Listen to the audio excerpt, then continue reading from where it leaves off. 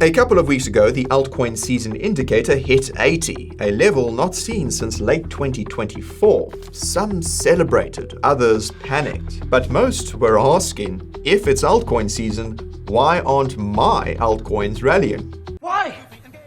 It's because all these popular altcoin season indicators don't work as well as advertised, to put it lightly. So how can you tell when altcoin season is finally here? And when will our altcoins finally get a proper pump? Today we're going to give you all of the answers, including what altcoin season is, how to keep track of it, when it's likely going to happen, and whether it's going to be bigger or smaller than the previous ones. My name is Nick. Stay tuned. First though, nothing in this video is financial advice. It's educational content intended to inform you about altcoin season. And if you want to make sure you keep seeing videos like this, then be sure to smash that like button and drop a comment with your biggest altcoin bets down below. Now, as with most terms in crypto, there isn't a strict definition for what counts as altcoin season. This is a problem, especially when it comes to popular altcoin season indicators. If you look at how they're calculated, they typically use arbitrary data points, like whether the top 75 altcoins have rallied more than Bitcoin over some period. Obviously, this isn't very helpful if you're holding small cap altcoins. And that's simply because most of these altcoin season indicators don't even factor in data around altcoins outside of the top 100 or so. In their defense, this is just because getting data about altcoins outside of the top 100 is not easy. And that's just because most smaller cap altcoins tend to be listed on more opaque offshore exchanges, or on DEXs, where manipulation of price and volume are common. Notably, this also applies to popular altcoin market indices on TradingView, like Total 2 and Total 3. They only measure the top 125 altcoins by market cap. And this is precisely why so many altcoin holders are feeling bearish, despite the fact that indices like Total 2 and Total 3 are on the brink of a multi-year breakouts, even when you remove stablecoins. These indicators don't account for small caps. There is a silver lining though, and that's that these indicators, though imperfect, tend to be directionally correct, especially those that you can find on TradingView. Bitcoin dominance, aka BTCD, is the big one here. As most of you all know, BTCD measures how much of a crypto's total market cap is Bitcoin versus altcoins, specifically the top 125 altcoins by market cap. Again, this still makes BTCD useful. If you can see that BTCD is falling fast on longer-term timeframes, like the monthly for example, then chances are that the broad altcoin season where everything just goes up is coming soon. Well, as you can see, BTCD fell sharply in both July and August. During that period, we saw large cap altcoins like ETH and SOL explode to the upside. Logically, this altcoin rotation starts with large caps and eventually goes into small caps. So, when exactly will we see this rotation from large caps into small caps? The short answer is when BTCD starts falling much lower, specifically down to the 40 to 48% range. And that's just because this is roughly the range where BTCD bottomed out in the previous cycles, and it's also when the big, broad altcoin season that everyone waits years for finally happened. Chances are is history will repeat. But a bigger question, though, is when will this happen? When will BTCD fall to the 40 to 48% range?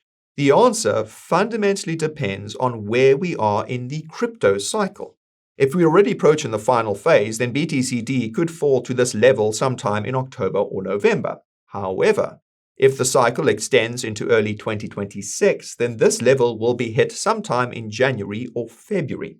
Of course, this assumes that history repeats, which is by no means guaranteed. But as another popular saying goes, this time is not different until proven otherwise, and so far, everything seems to be on track. And if you want to maximize your returns when altcoin season inevitably comes around, then check out the Coin Bureau deals page.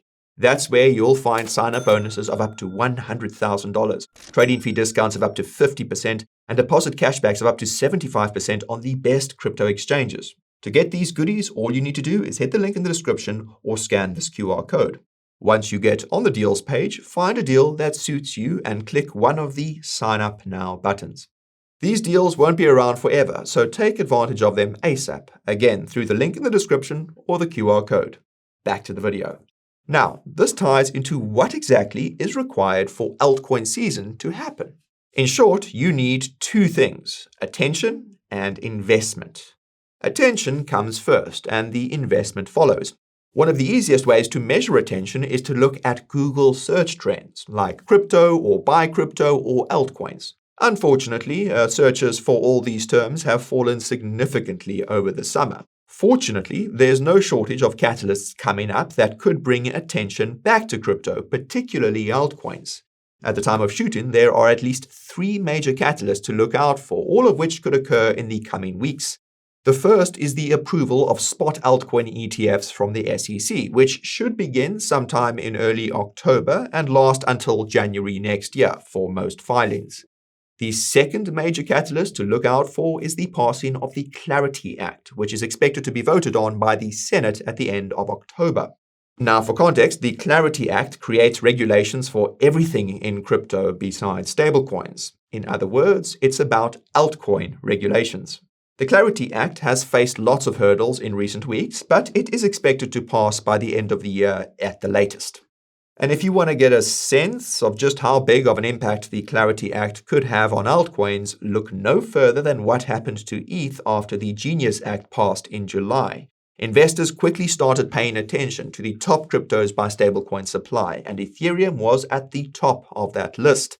Lo and behold, ETH rallied by more than 50% in July, and other stablecoin-heavy chains like Solana rallied soon afterwards. Now, the third major catalyst to look out for is similar to the second, and that's the SEC's innovation exemption. Now, for reference, the innovation exemption would basically make everything in crypto legal in the US for a limited time in the name of, well, innovation.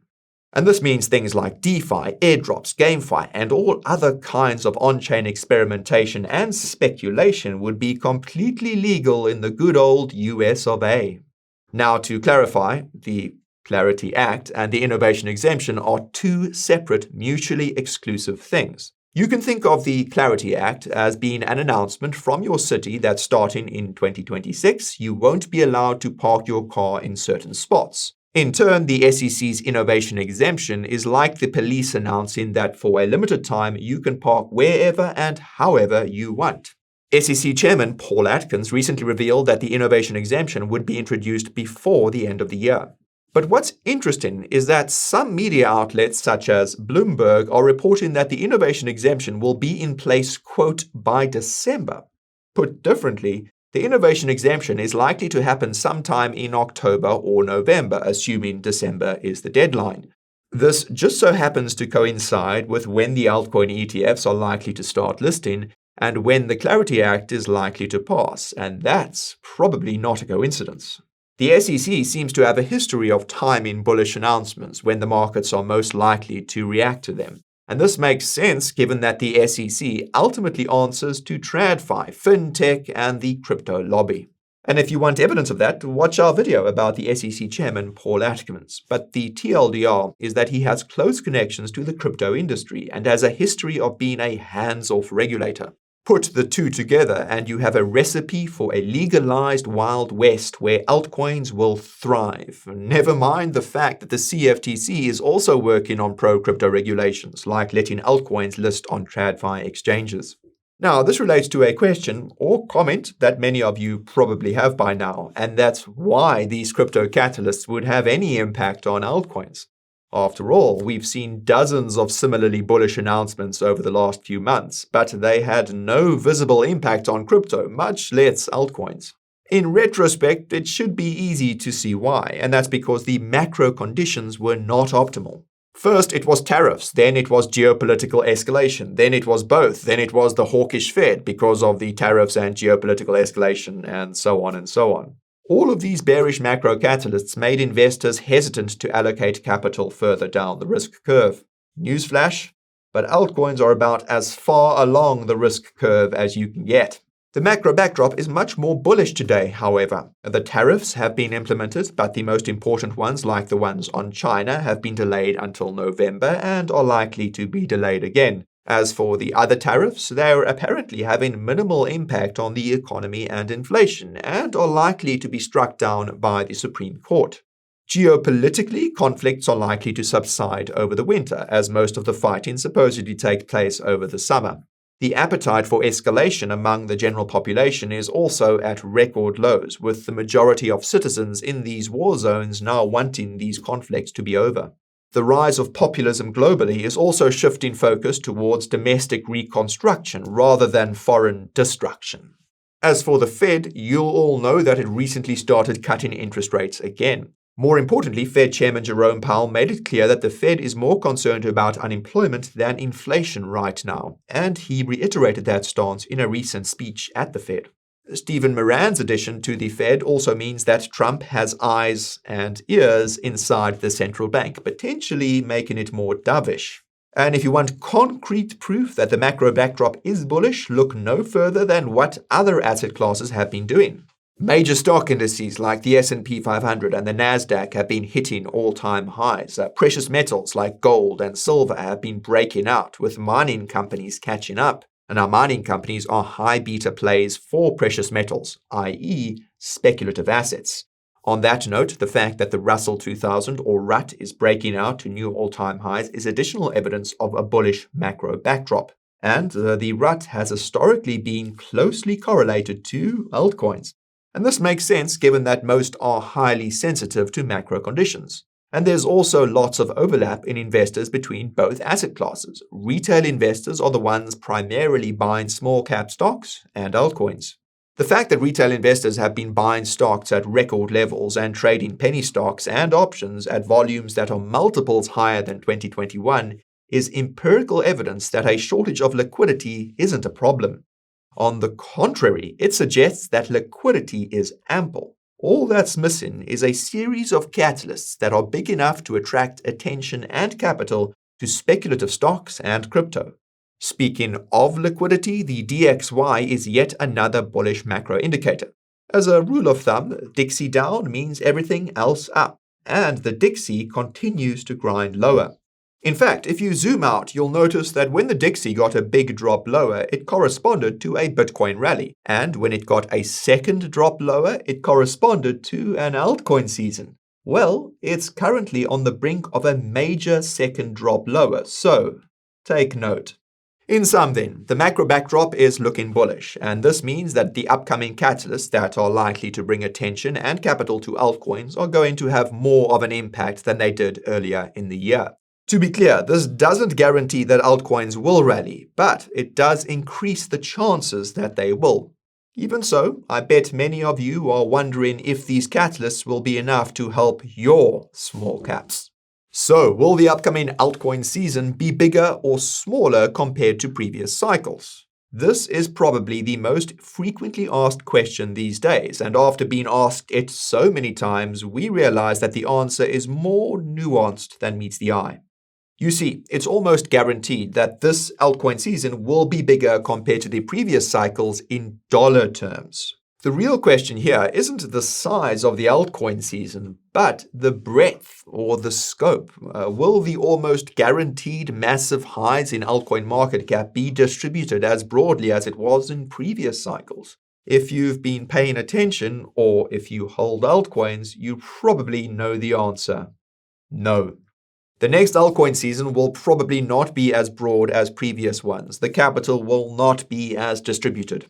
Now, to be clear, this doesn't mean that altcoins won't rally and that there won't be 10x or 100x returns. We've seen many of these so far this cycle. What it means is that you'll have to be more selective with the altcoins that you pick. Contrary to popular belief, this isn't because there's a lack of demand due to a lack of stimmy checks or because there are too many altcoins. These are both myths and provably false.